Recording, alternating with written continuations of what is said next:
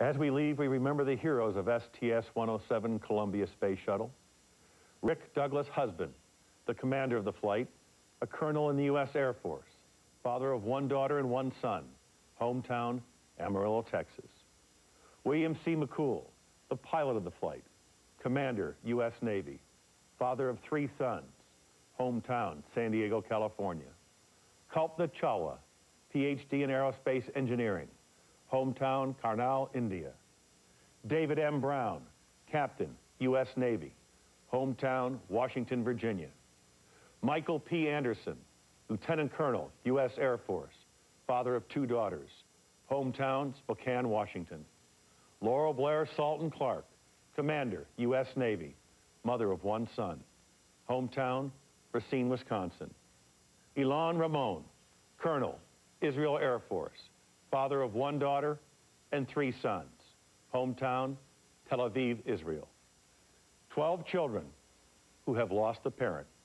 As we say goodbye to these heroes, we remember the words of President Ronald Reagan in 1986 about the Challenger crew. We will never forget them, nor the last time we saw them this morning, as they prepared for their journey and waved goodbye and slipped the surly bonds of earth to touch the face of God. May they rest in peace.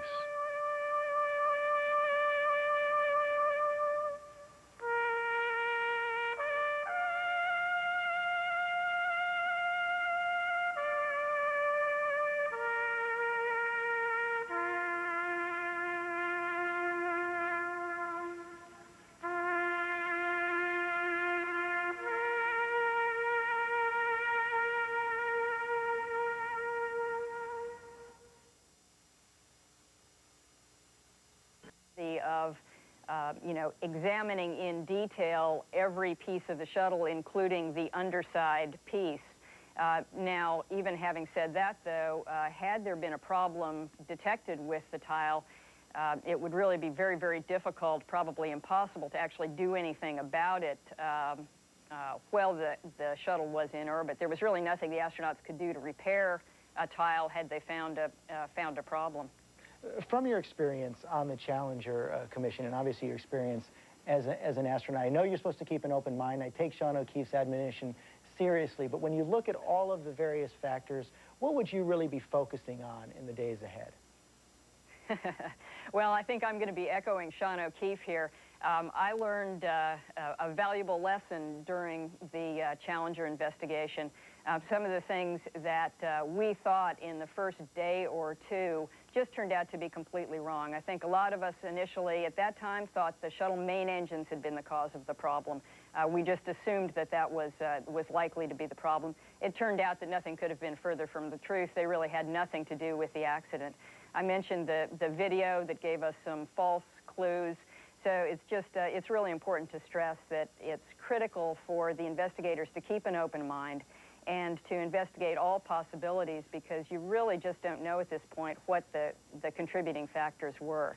Having said that, of course, people are going to be looking very hard at the left wing. They're going to be looking very hard at the sensor indications that occurred in the last few minutes of communications, and they're going to be reviewing the videotape, and I'm sure trying to enhance the videotape and get even better pictures. Hank could have had any role to play. Well, when you run through the checklist in your own mind, what are the questions that you want answered right now? Well, I think that those are probably very similar to the questions that you or anyone else watching would want answered. My first concern would be to find out what the real technical issues were. What specifically caused this problem? That, I'm sure, is the focus right now. But as soon as people start getting a handle on the technical focus, the very specific focus, they're going to want to broaden the investigation to see whether there were contributing causes. Again, back to the Challenger accident, we found the technical cause of the problem. It was burned through in one of the solid rocket booster joints. But there were several contributing causes to that accident that required fixing as well. And it was everything from the quality assurance program to the management structure within NASA. We don't know whether we're going to find similar sorts of things during this investigation, but I'm sure that all the investigating bodies will be looking more broadly than the technical cause once the cause is found. Sean O'Keefe said that the shuttle program, of course, now is on hold. But prior to that, there had been a big debate going on in Congress and the space community and across the country about what exactly the future of the shuttle program should be, whether the current fleet should continue or whether they skip a generation and go to some kind of an orbital plane. What do you think about that? I think that debate's going to continue. I think that the shuttle fleet is still in good shape. The shuttle fleet can sustain America's space program for the next several years, but it's really critical to start now to begin to develop the next generation of vehicle.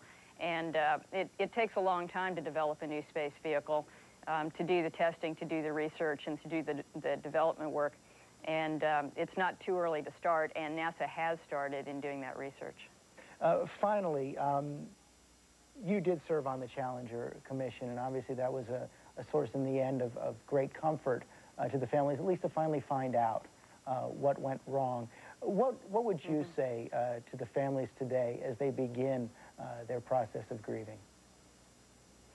Well, it's a very, very difficult process that they're going through, and I think that I would assure them, as Sean O'Keefe did, that NASA will find the cause of the problem, and that NASA and the country, I think, will be committed to picking up the flame and carrying on the flame of exploration that their family members were carrying into space.